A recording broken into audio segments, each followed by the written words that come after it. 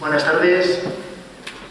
Simplemente presentaros en esta mesa redonda desde la importancia que para la Orden Franciscana siempre tiene y ha tenido Tierra Santa, pues creíamos que era importante también tener la ocasión, ya que Fray Enrique Bermejo está entre nosotros estos días, pues que también en el ciclo de conferencias que está impartiendo en el territorio, pues también le hiciera una aquí en el Instituto Teológico, para presentarnos y aprovechando también para presentarnos la situación de los cristianos en Tierra Santa, la liturgia y sobre todo la importancia que tiene para ellos el hecho de las peregrinaciones y cuál es verdaderamente ese papel.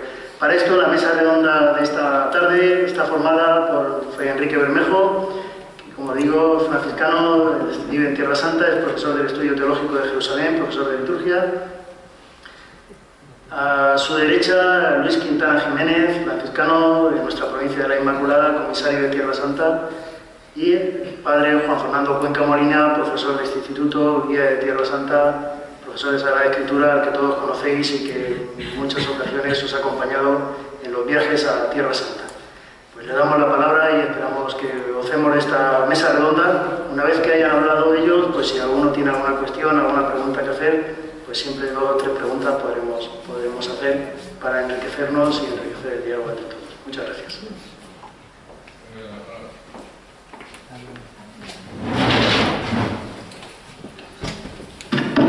Bueno, entonces vamos a hablar de este libro, del misterio de Cristo y celebración de su memoria, comentario bíblico litúrgico a las misas de los santuarios de la custodia de Tierra Santa.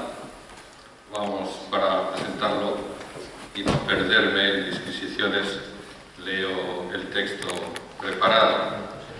Cada libro tiene su historia.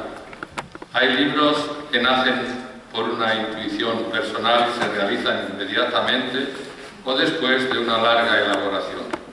Hay también libros que nacen por una necesidad inmediata de uno mismo o de la comunidad a la que se pertenece. En primer lugar, hablo de las circunstancias al origen del libro, después de las etapas y resultados de la elaboración y finalmente sobre los deseos, augurios conclusivos.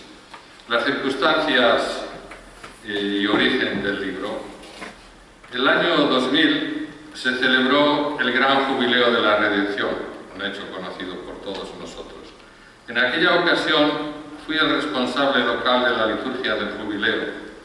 En una de las comisiones organizadoras de la peregrinación jubilar de Juan Pablo II, se me encomendó la tarea de hacer el comentario a las misas de los principales santuarios de Tierra Santa. Así pues, elaboré unos comentarios para los principales santuarios a partir de los formularios del libro Misas votivas para los santuarios de la custodia de Tierra Santa, el Santo Sepulcro de Belén y Nazaret. Se trata, el misal, de un verdadero misal propio con el título original en latín, Mise votive in sanctuaris custodiae Terrae Sanctae celebrante. La edición típica vaticana, se imprimió en la Políglota Vaticana, es del 1982. La edición española es del 1988.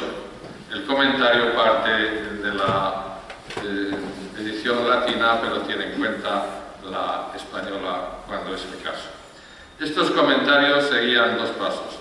En primer lugar, presentaban el objeto del misterio que se celebraba en la Eucaristía a partir de los textos bíblicos y después mostraban su incidencia en las oraciones, tratando de ver cómo el misterio proclamado se convertía en oración.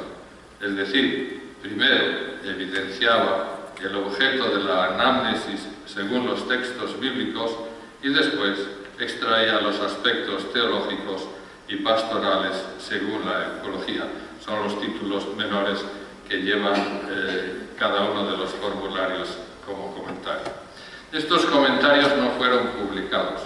Por aquel entonces, el padre Tarcisio Colombotti, competente liturgista italiano muy querido, franciscano y amigo, estaba ayudándome en la elaboración de la renovación o reforma litúrgica de la Semana Santa del Santo Sepulcro.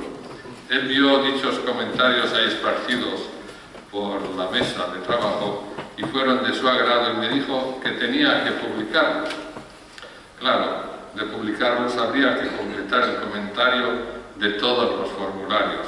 En un primer momento pensé que antes de reunirlos en un libro podría ir haciéndolos y publicarlos paulatinamente en la revista Tierra Santa para que pudieran ilustrar las fiestas de los santos lugares y eventualmente sirvieran a los sacerdotes para preparar las homilías en sus peregrinaciones.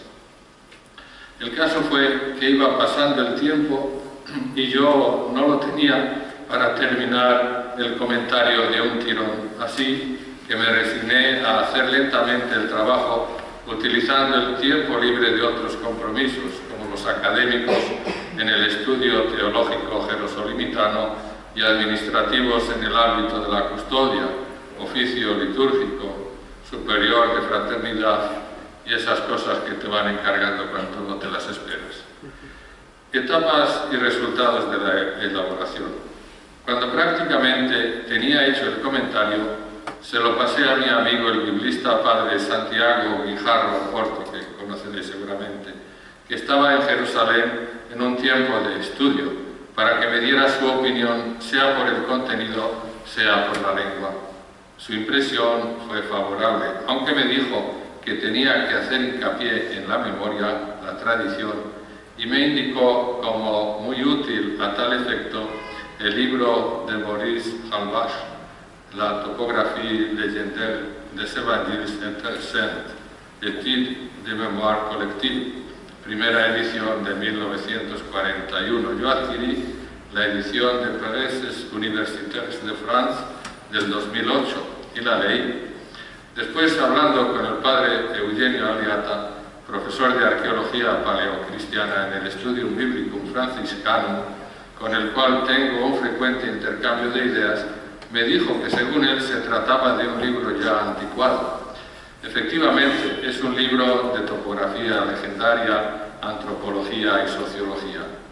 Fuera como fuese, yo me centré en el acontecimiento bíblico y fui en búsqueda de los testimonios de los que celebraron la memoria propia de cada lugar. Me serví como fuentes de los textos litúrgicos bíblicos y patrísticos, de las memorias de peregrinos antiguos y también de los libros de la custodia de Tierra Santa. Esta documentación recogida va después del título de cada lugar antes de tratar de los formularios. Para sintetizar, la primera fase del estudio fue hacer el comentario de los textos bíblicos con su contexto litúrgico y espacial. De hecho, las lecturas bíblicas habían sido escogidas por su relación con el lugar de la proclamación y eso había que resaltarlo. Como decía Egeria, refiriéndose a la liturgia de Jerusalén, hay aquí algo sobremanera grato y muy admirable, que siempre los himnos, las antífonas y las lecturas, lo mismo que las oraciones que dice el obispo, contienen tales expresiones que son siempre apropiadas y convenientes al día que se celebra y al lugar de que se trata. Esto es como un estribillo de la canción del itinerario de Egeria, cuando trata de la liturgia de Jerusalén. Teniendo en cuenta el centro memorial expresado en las lecturas, había que ver cómo se expresaban o se convertían en oración. Así fui descubriendo cómo las oraciones conectaban con el misterio y lo explicaban.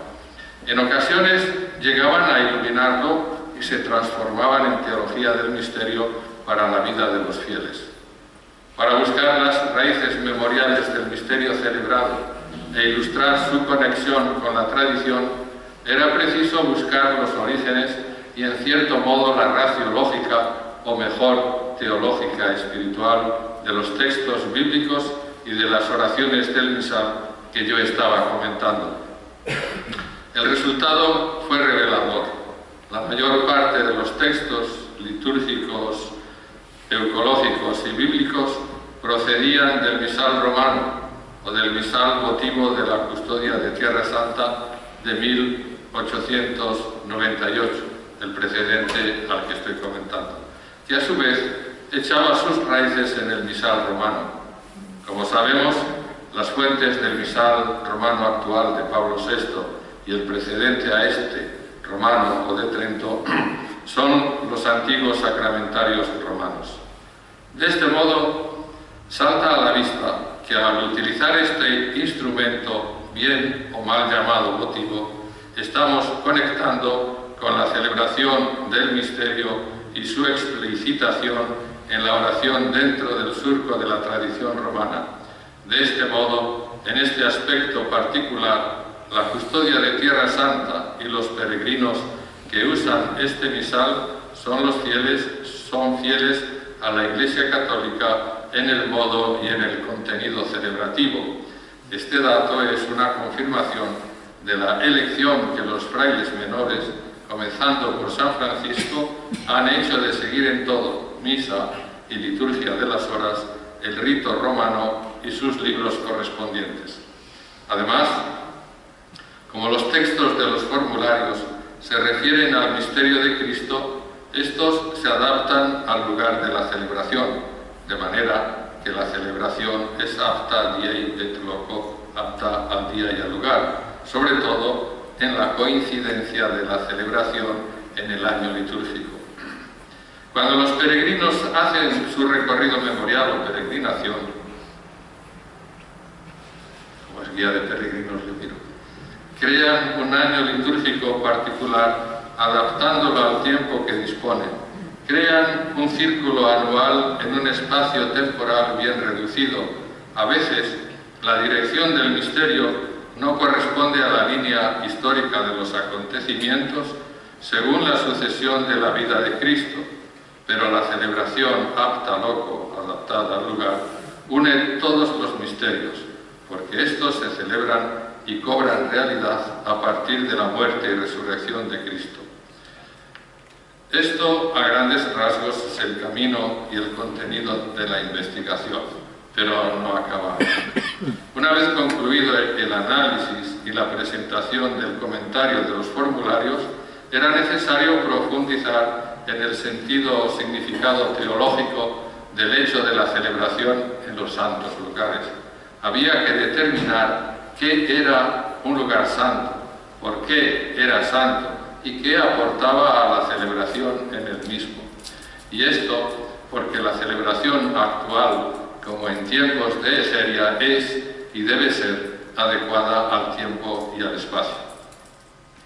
De ahí nació la necesidad de hacer un recorrido por los textos bíblico-litúrgicos antiguos de Jerusalén, así como de sus autores: Sagrada Escritura, Egeria, del siglo IV, San Cirilo de Jerusalén, también del mismo siglo, la anáfora griega de Santiago de los siglos IV y V, los leccionarios de Jerusalén de los siglos V, VIII, San León Magno del siglo V, que como Papa tuvo que intervenir en las discusiones teológicas de la Iglesia de Jerusalén, Esigio de Jerusalén, predicador de esta Iglesia del siglo VI, himnos de la resurrección, sustratos de himnos de los siglos IV y V, y San Juan Damasceno del siglo VIII, también predicador de Jerusalén. Este estudio fue apasionante para mí, pues deseaba hacerlo ya hace mucho tiempo y ha sido muy oportuno insertarlo en este libro. De este recorrido podemos resaltar que el acontecimiento bíblico que sucede en un lugar lo empapa y lo transforma de ese misterio. Al realizarse la proclamación de ese acontecimiento a partir del libro de la Sagrada Escritura, revive su actuación y actualización. Este revivir del misterio transforma el ser de los que participan en la celebración del mismo, especialmente en la Eucaristía. Si se realiza fuera del tiempo del acontecimiento, el lugar hace como una atracción temporal en relación al misterio sucedido en el tiempo. Tiempo y espacio se corresponden por ello. El día aniversario del acontecimiento es evidente, la adecuación al tiempo y al espacio. Por eso la celebración en ese caso es memorial y no votiva en cualquier caso. Terminado el libro, resultó oportuno presentar sintéticamente la historia del misal de la custodia de Tierra Santa para los santuarios. A esto me indujo el padre Claudio Bottini, biblista y colega de enseñanza, muy sensible a la dimensión litúrgica, porque al terminar el comentario a los formularios, al terminar la introducción teológica, digo, ya respiro, pero ya me lo sospechaba, y me dijo, bueno, ¿y esto qué? ¿De dónde viene este misal? ¿Viene del cielo? Y entonces me dice, hay que hacer la presentación de la historia del misal, y entonces, bueno, otro trabajo más, pero fue interesante. Fue interesante comprobar que la custodia de Tierra Santa quiso siempre proveer a los peregrinos de un instrumento válido para la celebración acorde con la liturgia romana y adaptada al mismo tiempo a los santos lugares. Por otra parte, ese era el deseo expreso de la sede romana. Personas siempre competentes dedicaron sus esfuerzos a ello. El resultado es que la custodia siempre ha querido transmitir no solo el mensaje evangélico, sino que ha proveído los medios necesarios para la celebración litúrgica y la inmersión de los fieles y sacerdotes en el misterio de Cristo. Como augurio conclusivo, podemos parafrasear la célebre sentencia del gramático latino Terentianus Maurus, que decía «Habent sua fata libelli», cada libro tiene el destino que le asigna el lector. Mediante este libro, los sacerdotes que guían a los peregrinos podrán encontrar una ayuda a la hora de preparar la homilía, explicar también el santuario históricamente. Confío y deseo que mi texto pueda ser útil también a los sacerdotes, religiosos, religiosas, peregrinos y fieles que desean meditar y rezar los textos bíblicos y litúrgicos al correr del año litúrgico, aun cuando no se vaya a Jerusalén, y si se ha ido tanto mejor, teniendo ante los ojos o en la memoria del corazón los lugares santos de nuestra salvación. Muchas gracias.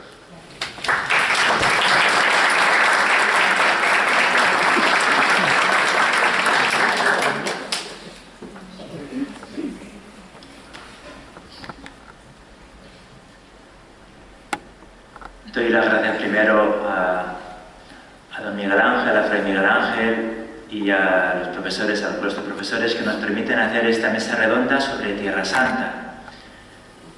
La llevamos en el corazón. Muchos de vosotros sois peregrinos, habéis ido con el padre Juan Fernando, algunos conmigo hace muy poquito tiempo, hace una semana solo, y habéis hecho el esfuerzo de venir hasta aquí ahora para revivir todo lo que hemos vivido allí en Tierra Santa.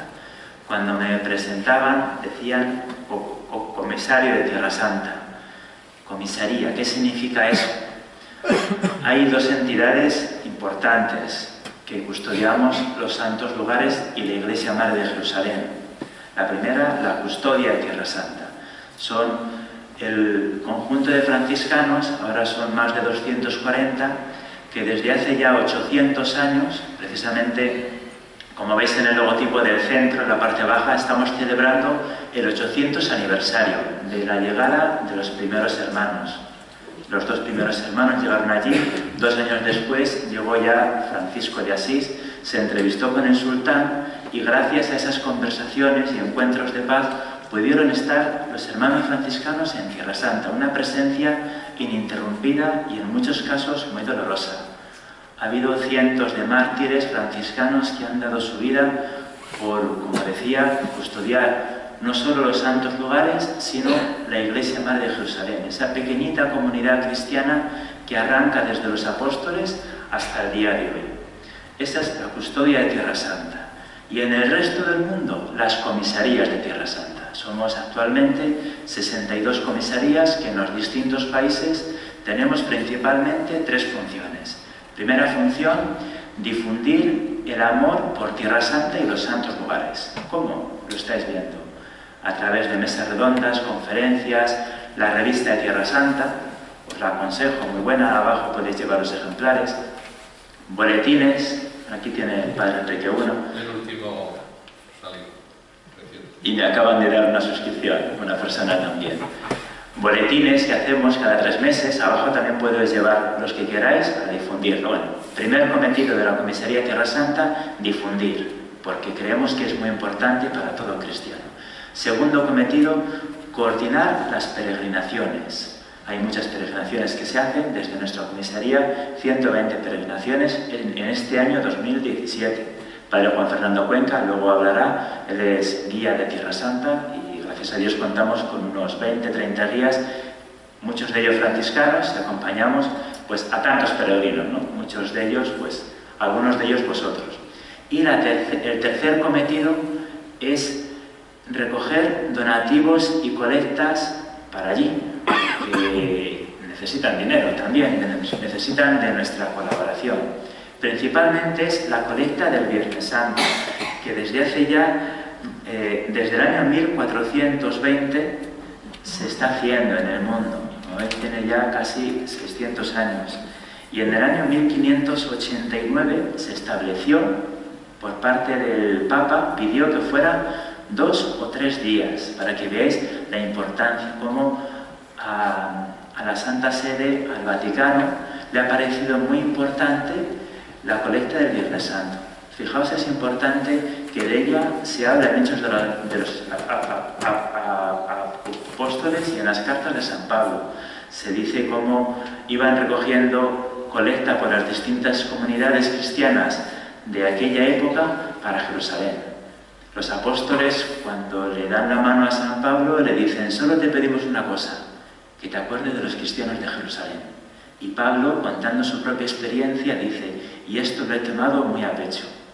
Y es bonito, como nosotros podemos también decir con San Pablo: pues yo también me lo tomo muy a pecho. Amar, venerar y también colaborar con los cristianos de Tierra Santa. ¿Dónde va el dinero de las colectas o de los donativos? ¿Cuál es esa obra que hacemos los franciscanos en Tierra Santa y que desde las comisarías les enviamos? Pues el 80% va para la obra social, los que habéis estado por allí lo habéis visto con vuestros propios ojos, y el 20% para los santuarios, que también es importante. Atendemos actualmente 74 santuarios, en los que pues celebramos los principales misterios de nuestra fe, desde la encarnación del Hijo de Dios allí en Nazaret, la casa de María, hasta la ascensión, Pater Noster, muerte, resurrección, el Santo Sepulcro, etc., ¿no? Tantos santuarios. Atendemos estos 74 santuarios, aparte de las parroquias, 23 parroquias allí árabes. Un inciso: ¿quiénes son los cristianos de Tierra Santa? Es un 1,2%, 1,2, 1,4, se suele decir, de toda la población que hay en Tierra Santa, un porcentaje muy pequeñito, entre un gran porcentaje judío y musulmán. Ahí los cristianos unos poquitos. ¿Y de dónde vienen? El 99% de ese 1,2% son árabes, la mayoría son árabes. Hebreos unos poquitos, en una parroquia en Jerusalén y otras 2 o 3 comunidades que están extendidas por el resto del país, pero hebreos poquitos. La mayoría son árabes, cristianos árabes. Por eso, una de las primeras cosas que decimos los guías al llegar a Tierra Santa es que hay que distinguir entre árabe, musulmán, palestino, hebreo. Estas palabras hay que distinguirlas porque el pueblo árabe, antes que musulmán, fue cristiano. El Islam empezó en el siglo VI, pero ya eran cristianos mucho antes. Esto es importante. Bueno, os estaba hablando de la obra social. Importante, atención a la comunidad cristiana de Jerusalén. ¿Por qué? Ya lo habéis visto. Si es un 1,2%, son muy poquitos en medio de 2 pueblos que históricamente siempre han estado, o la mayoría del tiempo, luchando por una misma tierra. Ya lo sabéis, por la televisión. A veces me dicen: ¿y desde cuándo viene esta guerra entre judíos, palestinos?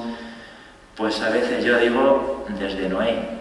¿Por qué? Porque Noé tuvo 3 hijos, Sem, Cam y Jafet. Sem es el padre de los semitas, Cam es el padre de los cananeos, de donde vienen los filisteos, los palestinos. Pues cuando salieron del arca de Noé, nos dice un pasaje de la Biblia que Noé empezó a beber zumo de uva un poco fermentado. El hecho es que se puso muy borracho y empezó a bailar desnudo. Cam y Jafet lo vieron y se empezaron a reír de su padre. Sem se enfadó. Dice: ¿no os da vergüenza, hermanos míos, hijos de nuestro padre Noé, que os estéis riendo de nuestro padre?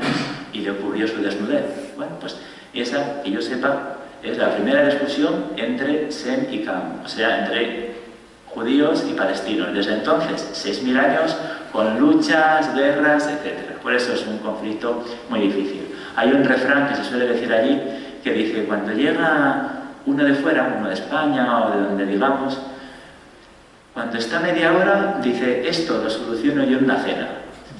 Siento al presidente judío, que está ahora por aquí esta semana, siento al presidente palestino, que va a venir dentro de 2 semanas, y en una cena lo arreglo, dividimos el país y ya está.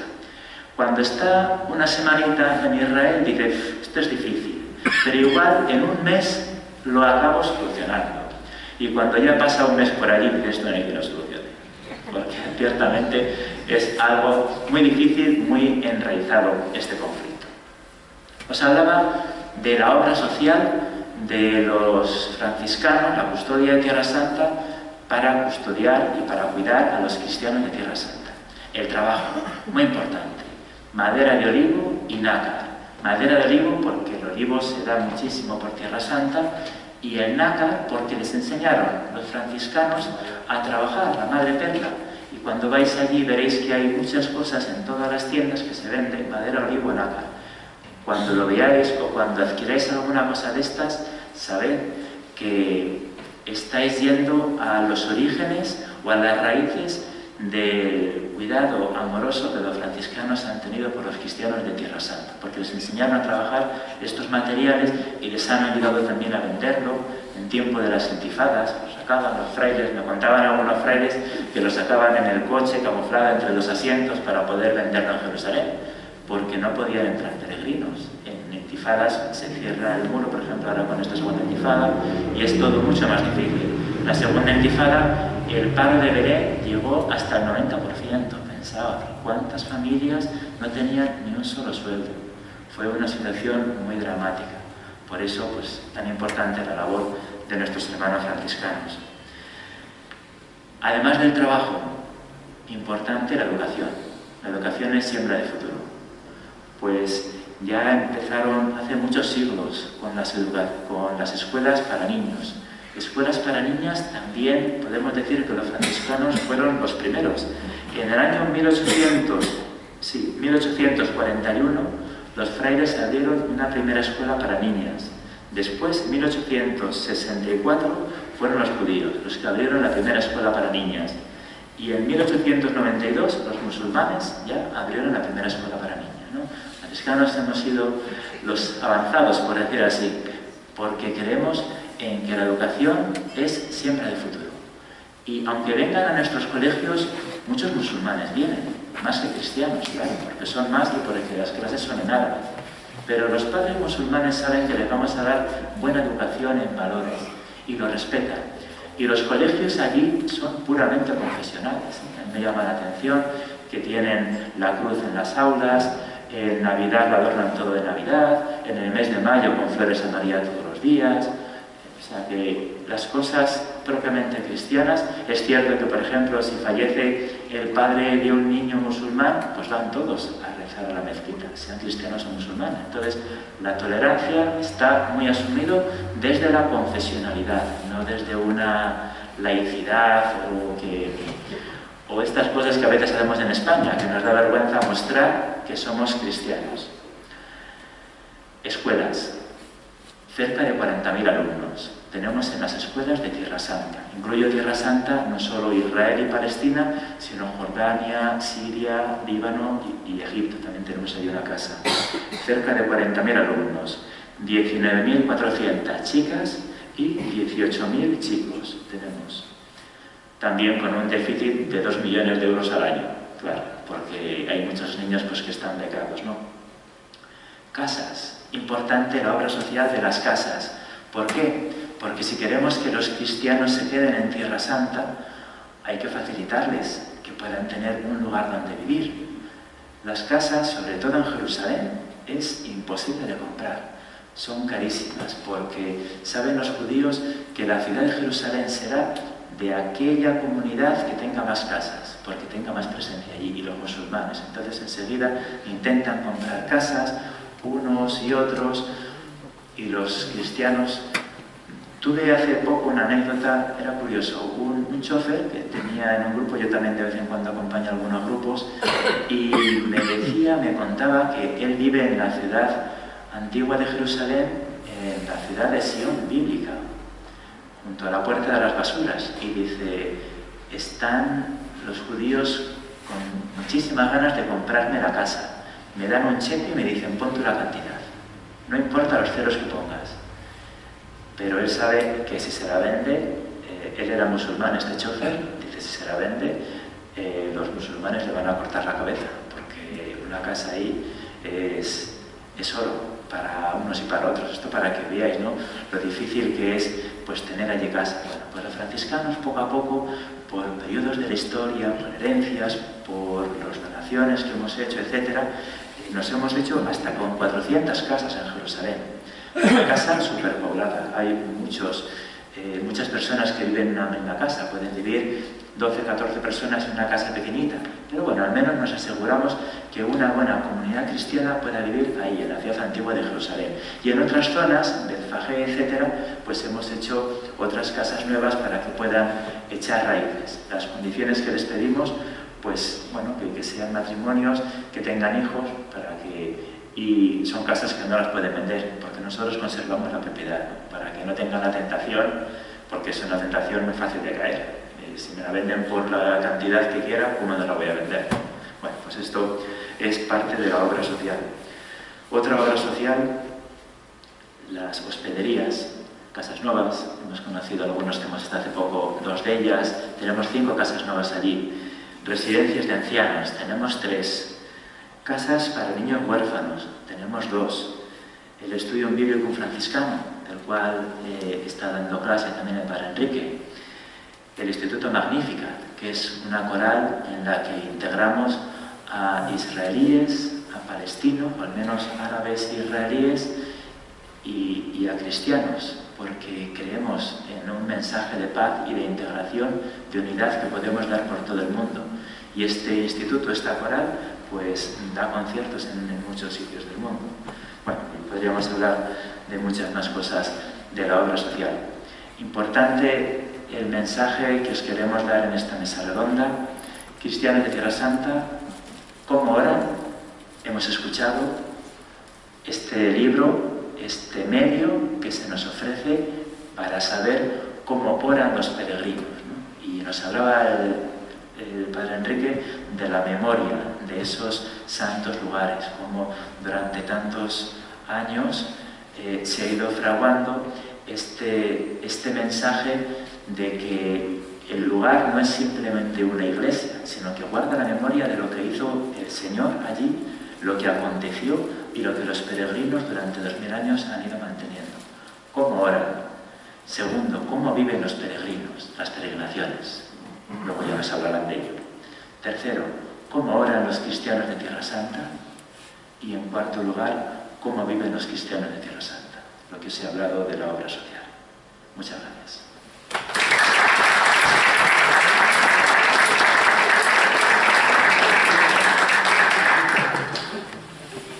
Bueno, pues a mí me toca hablar de las peregrinaciones.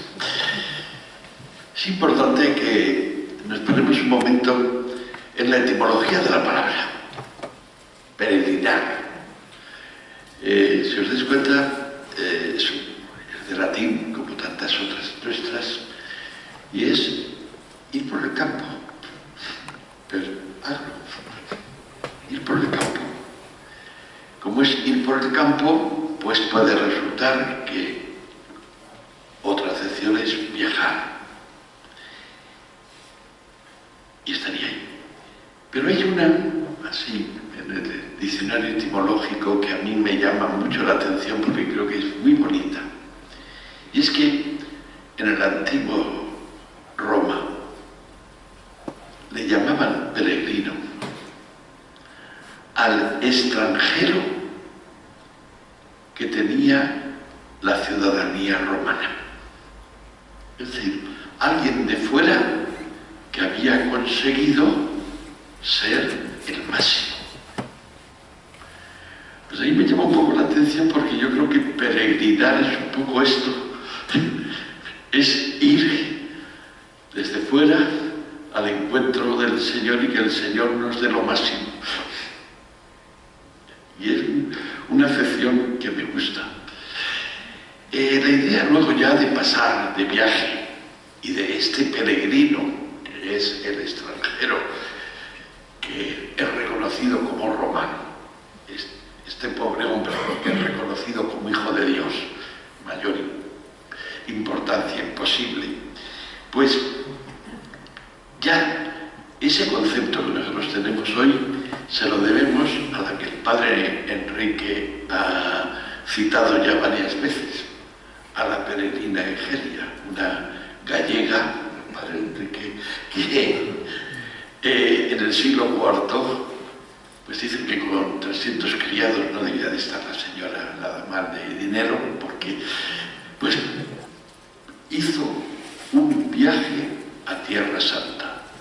Y no solamente hizo un viaje a Tierra Santa, sino que nos lo dejó escrito. Es la primera. Y a ese escrito ella le puso un título, Peregrinación de Egeria. Y es cuando a ese viaje a Tierra Santa, es la primera vez que lo tenemos puesto, se le llama peregrinación. Y ella fue allá, a Tierra Santa. Se encontró con todos los lugares del Señor, nos dejó un recuerdo que históricamente es maravilloso porque es lo más antiguo que tenemos de cómo estaba el recuerdo de los lugares del Señor. Y allá fue a Jerusalén. Y esa es otra cosa que hay que tener en cuenta cuando se hace una peregrinación a Jerusalén. Fue a Jerusalén. Jerusalén, la ciudad 3 veces santa. Es la única ciudad del mundo que es una ciudad santa para los musulmanes. Al-Quds le llaman, ¿no? La Santa es el nombre en árabe de Jerusalén, la Santa. Es santa para los judíos, ¿cómo no? Dios habitaba en Jerusalén. El Santo Santorum de Jerusalén tenía la Sequinah Yahvé y allí vivía Dios. Allí estaba Dios. Algunos de los lamentos todavía van ahora porque es lo único que quedan, a ver si pueden por lo menos hacerle cosquillas a los pies a Dios porque allí está. Y es la ciudad santa para nosotros, pues porque en ella murió y resucitó nuestro Señor. Ciudad santa. Esa ciudad santa, por eso precisamente de que los judíos la tenían como el lugar de la presencia de Yahvé, hizo que a la presencia de Dios, allí donde Dios mora, allí donde, si lo podemos decir con el lenguaje nuestro, allí donde está la casa de Dios, se le llame a lo largo ya de la Biblia siempre la Jerusalén celestial. Y ya decir Jerusalén, decir Sión, decir cualquiera de los nombres que esta ciudad ha tenido y es conocida, es lo mismo que decir el cielo. Y de alguna manera es eso, es ir a encontrarse con el Señor. Peregrinar a Tierra Santa es eso, ir al encuentro del Señor, ir a sentirnos extranjeros que hemos sido hechos allá en aquella ciudad por la muerte y la resurrección del Señor, por la presencia del Señor, por su encarnación allá, hemos sido hechos no ciudadanos romanos, sino nada más ni nada menos que hijos de Dios, que creo que ya no se puede ser mucho más. Entonces, ahí lo tenemos. Está también el otro aspecto. Aquello, por más que hayan pasado siglos y hayan pasado 20 siglos, todavía respira y podemos respirar allí la presencia de Jesús. Podemos allí respirar todo ese aspecto y todo ese mensaje evangélico. No cabe duda que ese llamarle al viaje a Tierra Santa y aquella Tierra Santa, el quinto evangelio, es una gran realidad. Porque nos sirve para leer los 4 evangelios in situ, y entonces, como la fe no es algo, la fe no puede ser, por más que algunos se empeñen, un algo ahí puro, limpio, la fe necesita expresiones y la fe necesita también agarraderos, y es necesario, y es bonito llegar allí y uno poder leer en Caná el relato de las bodas y poderle poner la imaginación de decir aquí. Es bonito poder llegar al monte de las bienaventuranzas y leer allí el sermón y decir aquí. Y ese aquí es hacer que nuestra imaginación se localice, se ponga, y que lo que estamos leyendo lo podamos situar en un lugar. Muchos de vosotros ya habéis estado y alguno más de una vez. Entonces, lo sabéis y me lo habéis dicho 1000 veces. Es que el Evangelio yo ya no lo leo igual ahora que antes. Y lo que ahora yo leo es otra cosa a lo que leía antes. Y hay un antes y un después. Pues eso creo que es lo importante de la peregrinación, de llegar allí. Vamos a encontrar 2000 años. Mucha gente quiere encontrar los lugares de la misma manera. Pues es muy difícil. 2000 años son mucho tiempo. 2000 años, aun las piedras hacen que se caigan. Y entonces, pues, pero los que hemos estado, pues lo sabemos perfectamente, que, pues bueno, colocarse en Nazaret ante la casa de la Virgen y ante aquellas excavaciones del padre Bagatti, oye, pues algo te va dando. Que el Ofrede Corvo allá en Cafarnaúm, pues nos han llevado allá a aquella isla santa, donde la casa de Pedro, pues algo se experimenta, y todos hemos experimentado allí algo. Están esos lugares que nos pueden decir algo. Están también esos otros lugares tradicionales, pero que hay siglos de vivencia de fe. Y luego, pues ¿por qué no también los lugares conmemorativos y los lugares en que recordamos algo, no sabemos dónde fue por aquí, pero allí nos recordamos, y recordar allá, en el lugar cerca. 200 metros más, 300, 1 kilómetro, pero recordar allí y leer allí el Evangelio es algo que merece la pena. Pues por todo eso, ya lo sabéis, pocos hay aquí que no hayáis estado viendo, pero pues ese recuerdo, esa experiencia que todos hemos vivido y que pues que siempre tenemos que hacer, y a los que no habéis estado, que os invito a que la hagáis. Vamos.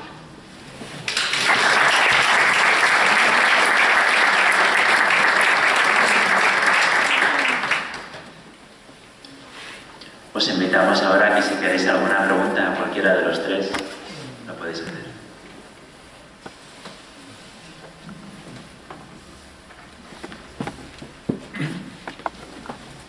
Mira, yo cuando hice a mi mujer de Tierra Santa, no pensé nunca que iba a ser para yo he tenido ese motivo de verdad. Pero tenía una fe muy grande, porque cada uno tiene sus problemas, y yo lo adaptaba a todos los problemas físicos que yo tenía, de todas maneras de ser como eso. Cada uno tenemos nuestros problemas. Yo al llegar aquí nunca pensé que iba a venir de esta manera. Una persona muy entusiasta, con mis problemas, indudable, como hijo.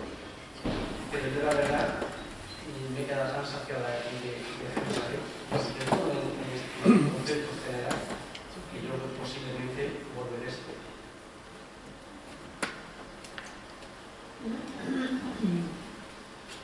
Buenas tardes. si tenemos una preguntita a Fray Enrique de Ernesto, al padre. ¿Nos podría comentar algo en relación a cómo ha quedado la restauración del Santo Sepulcro? ¿Está acabado ya? ¿Qué ha aportado nuevo? ¿Ha habido algún hallazgo? ¿Ha habido alguna...? Bueno, ha aportado que se ha consolidado el edículo.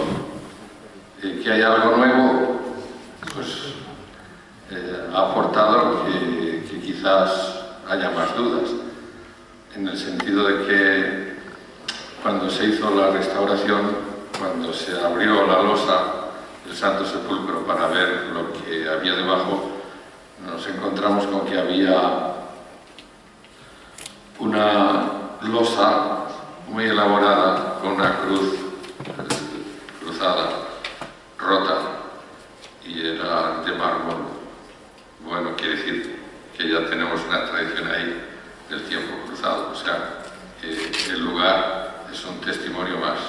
Después había un lecho de piedra que decía que si aquí había puesto la cabeza del Señor, sí que había una especie de canalillo, estaba cortado por aquí, pero resulta que después la encargada de la restauración, digamos, consolidación del Santo Sepulcro, y los análisis de estas máquinas de rayos, que no sé cómo se llaman, resulta que nos dan como 3 o 2 lechos de piedra cortados, como sobrepuestos uno con los otros y cortados.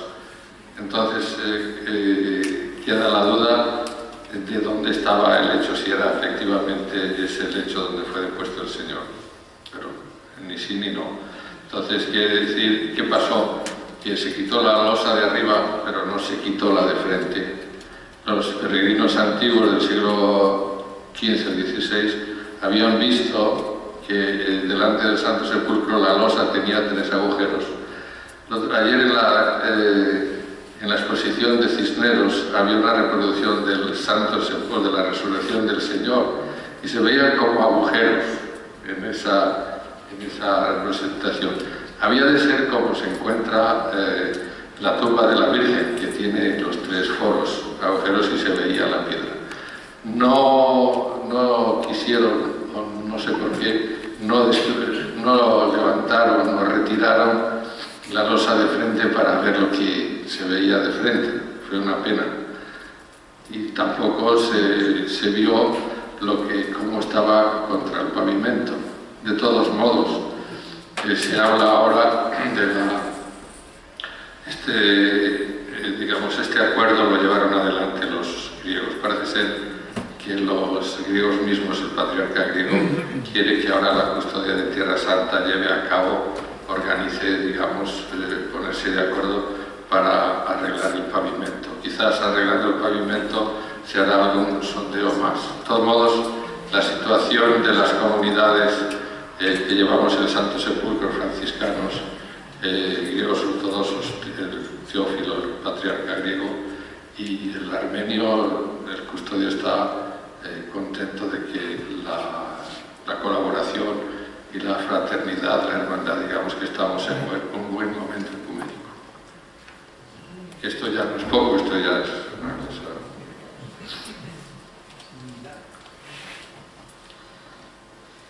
Mi pregunta va dirigida al padre Luis y también al padre Bermejo por una cosa y por la otra.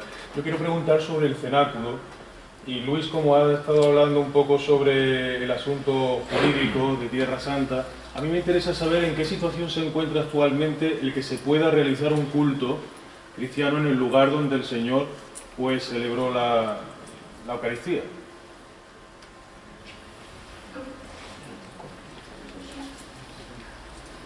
Culto tenemos celebración el día del Jueves Santo, también en Pentecostés y en Santo Tomás, el día de la resurrección o de la aparición con Tomás, que suele ser unas vísperas, pero muy cuidadas y casi dura 1 hora, o sea, dura casi como si fuera más que la Eucaristía.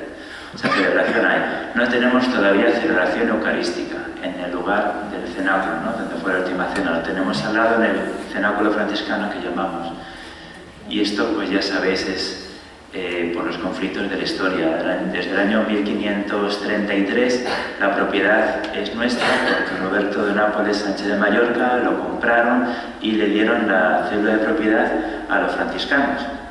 Desde entonces los franciscanos, el custodio se llama Guardián del Monte Sion. Pero en el año 1551 o 1555 nos expulsaron de allí. Nos tuvimos que ir primero donde los armenios, después ya nos fuimos al actual convento de San Salvador. Y llevamos pues estos 500 años reclamando la propiedad de este lugar, que ha estado pues en manos de las autoridades musulmanas hasta el año 67, en el que 1967, que al unificar la Jerusalén, las dos partes de Jerusalén, ahora lo administran los judíos, ¿no? Porque ya Jerusalén es una, no como hasta el 67, que había la mitad administrada por Jordania, parte árabe, y la otra mitad administrada por Israel. O sea, actualmente lo tienen los judíos. Hay estas conversaciones y esperemos que en un futuro se pueda hacer. De vez en cuando dicen, pues parece que está la cosa un poco mejor. Después, como allí hay algunas sinagogas un poco extremistas, pues se dan un paso atrás en cuanto huelen que pueda haber algún acuerdo. De vez en cuando se han oído cosas, pues que si se puede cambiar por la mezquita de Toledo. Yo he preguntado y dice, esas son cosas que se dice, pero no hay nada fundamentado. O sea, lo que está fundamentado es que nosotros lo reclamamos como los propietarios desde hace ya 700 años, legítimos propietarios, porque tenemos esta cédula de propiedad.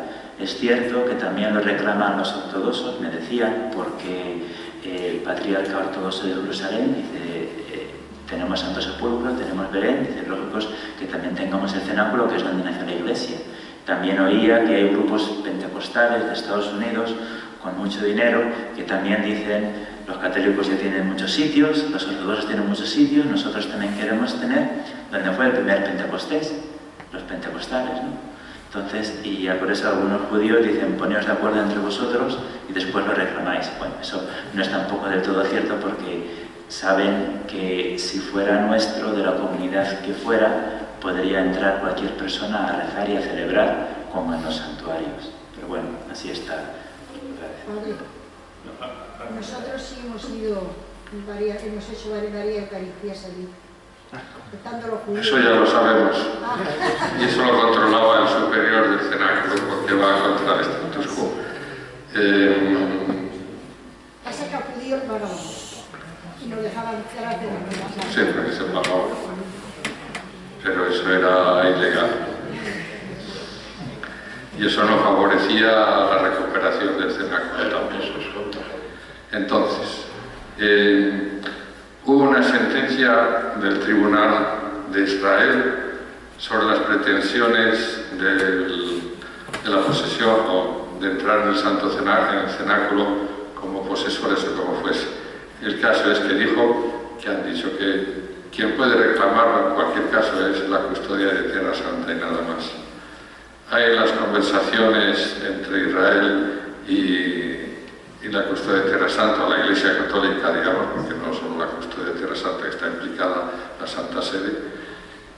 Y bueno, lo mejor es no saber nada, porque cuando se sabe algo o se corren rumores, se terminó.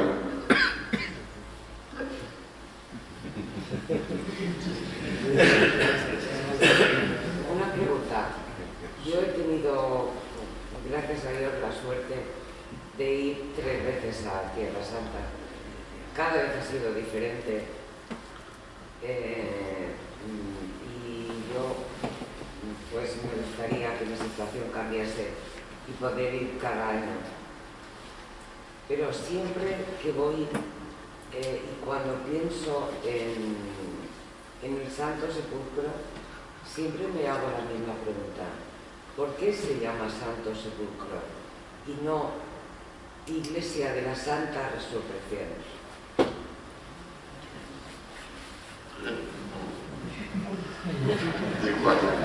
Los griegos la llaman anástasis, que es resurrección.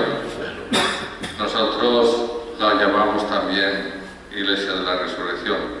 Pero como en nuestros libros y en nuestra tradición se llama Santo Sepulcro, preferimos dejar el término de Santo Sepulcro, porque resulta que si queremos reclamar cualquier cosa, entonces tenemos que continuar con la misma terminología, si no es una confusión. De todos modos, hay que tener en cuenta que el Santo Sepulcro es el lugar donde es depuesto Cristo y es el lugar donde resucita Cristo.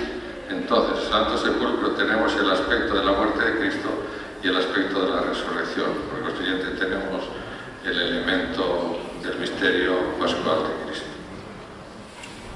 De hecho, no le llamamos ni el Calvario ni tal, le llamamos Santo Sepulcro, es el nuestro.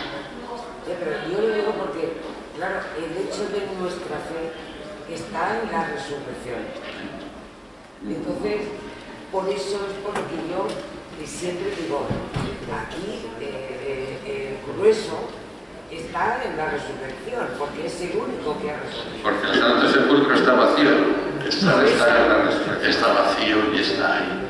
Lo que ocurre, el Papa Benedicto XVI tiene una catequesis muy bonita, un miércoles de esos de tal, hizo una catequesis muy bonita sobre este aspecto, diciendo esto, que llama la atención, y también me lo llama muchas veces, y aprovecho que nosotros digamos en el catecismo que la señal del cristiano es la Santa Cruz, y lo decimos así en el catecismo, y así está en el catecismo de toda la vida. ¿Cuál es la señal del cristiano? La señal del cristiano es la Santa Cruz, y lo tenemos por ahí, y llama un poco la atención, ¿no? Nuestra señal, el origen de nuestra fe es la resurrección. El Papa Benedicto lo explicó y dijo que debíamos de seguir diciéndolo sin ningún complejo. ¿Por qué?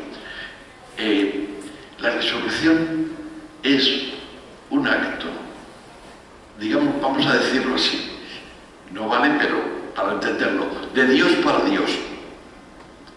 Dios resucita a Dios, y ni nosotros somos Dios, ni nosotros vamos a resucitar como Jesús.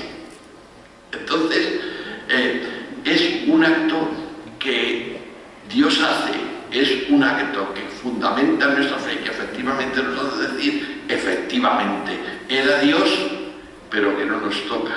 Sin embargo, la cruz significa algo de Jesús como hombre, en el cual muere la muerte nuestra, y con la muerte de Jesús nos podemos identificar y mirar. Y entonces es ahí en la muerte lo que un hombre ha hecho por nosotros, donde podemos descubrir, decía el Papa Benedicto XVI, el Dios amor, Dios que me ama, Dios como hombre con todas sus fuerzas, que nos ama. Por tanto, desde esa visión sublime del amor, podemos nosotros decir, la señal del cristiano es la Santa Cruz, porque es donde hemos visto el amor de Dios de una manera más patente, y además lo hemos visto más humanamente, más nuestro. Te digo, la catequesis a mí me encantó, una de las, como tantas cosas de Benedicto XVI, que el hombre tiene una cabeza como... Entonces, él dio esta explicación, por si te sirve. La resurrección está siempre bien. Sí. Pero la resurrección es la anástasis. Claro, la anástasis. La herejería la llamaba anástasis.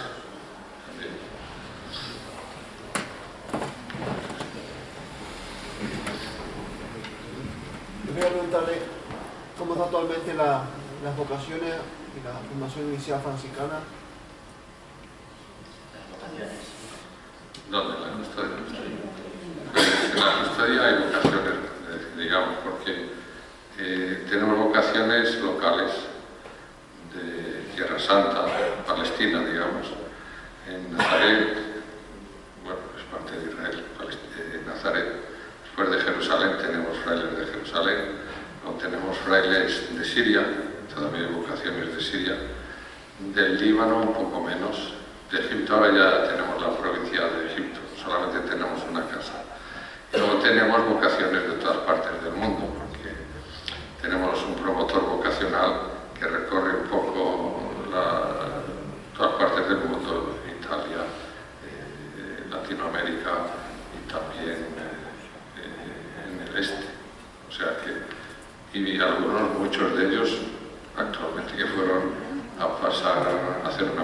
ofreció a hacer de voluntarios en Tierra Santa como Aquilino, y es el promotor vocacional, pues se quedó en Tierra Santa y ahora es promotor vocacional.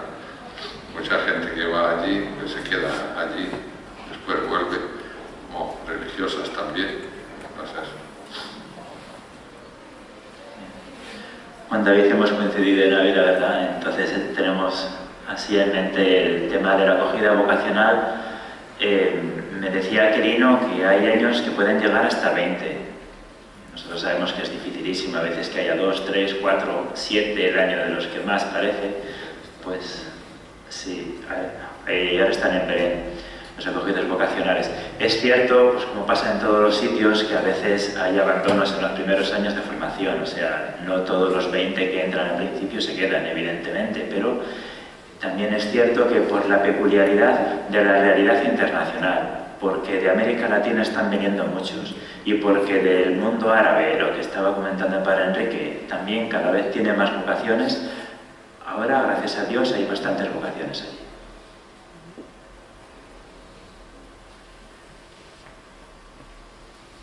Bueno, yo creo que son las 8, tampoco queremos alargarnos mucho. Muchas gracias a todos por haber venido.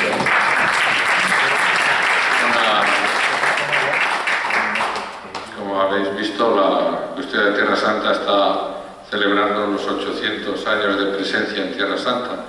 Entonces el custodio ha hecho una medalla conmemorativa, me ha dicho de traerla aquí para el centro teológico, el centro teológico donde estamos, así que ya le dijo a él, que pasamos anteriormente, que no podía venir en esta ocasión, pero que se preparaba, había que preparar un encuentro con él aquí.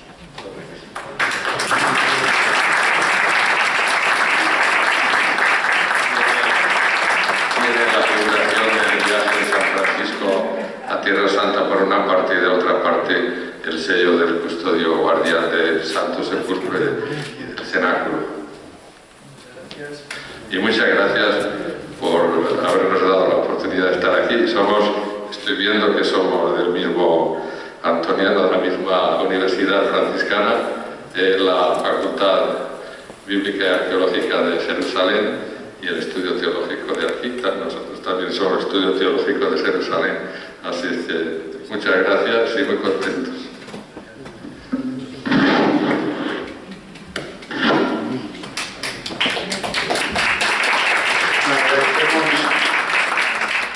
Agradecemos a la custodia la medalla que nos regala. Efectivamente, el Centro de Estudios Teológicos, el Instituto Teológico de Murcia, pertenece como estudio bíblico a la Pontificia Universidad Antoniana. Allí nos juntamos en el Senado Académico, todos estos años nos hemos juntado con los profesores de allí, y lo más importante siempre que esperamos que verdaderamente se pueda hacer cuanto antes mejor, y posiblemente para la inauguración de curso el año que viene, en la presencia del custodio entre nosotros, porque vamos a intentar que verdaderamente Tierra Santa tenga su presencia, que la tiene, pero que la tenga de un modo cada vez más palpable en el Instituto Teológico.